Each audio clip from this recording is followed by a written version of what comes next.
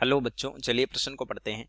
निम्नलिखित कथनों में से कौन से कथन हाइड्रोजन के लिए सत्य हैं? एबीसीडी 4 विकल्प है, सही विकल्प का पता करना है। तो चलिए प्रश्न की मुख्य अवधारणा पे बात करते हैं। मुख्य अवधारणा, हाइड्रोजन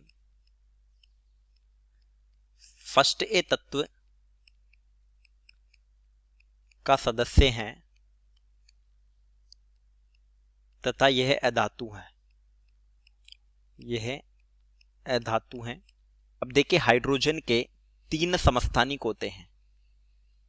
3 समस्थानिक। समस्थानिक का मतलब जिनका परमाणु क्रमांक समान और द्रव्यमान संख्या अलग अलग हो। तो एक को कहते हैं प्रोटियम, एक को कहते हैं ड्यूटेरियम, ट्राइटियम। ये होता है 1H1, ये होता है 1H2 और ये होता है 1H3। यानी प्रोटियम की बात करें तो सिर्फ एक प्रोटॉन होता है, न्यूट्रॉन नहीं होता, इलेक्ट्रॉन।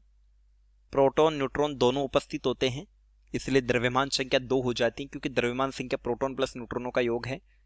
और इलेक्ट्रॉन 1H3 में एक प्रोटॉन और 2 न्यूट्रॉन होते हैं, इलेक्ट्रॉन। ये देखिए, प्रोटियम जो होता है सबसे सामान्य है और प्रचुर मात्रा में पाया जाता है। सबसे सामान्य तथा प्रचुर मात्रा में, और ये होता है रेडियोधर्मी। अब देखिए, ए विकल्प है, हाइड्रोजन के 3 समस्थानिक होते हैं जिनमें प्रोटियम सबसे सामान्यतः पाया जाता है, तो ये सही है। बी है, हाइड्रोजन आयनिक लवणों में कभी भी धनायन के रूप में नहीं होती, ये भी असत्य होगा।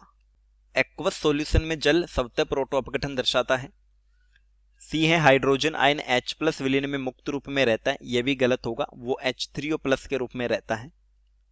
डाई हाइड्रोजन अपचायकी के रूप में कार्य नहीं करती, डाई हाइड्रोजन यानी H2, तो यह भी गलत हो जाता है।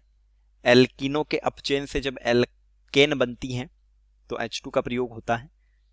तो उत्तर हो गया विकल्प ए। चलिए, उम्मीद करता हूं प्रश्न समझ आया होगा। धन्यवाद।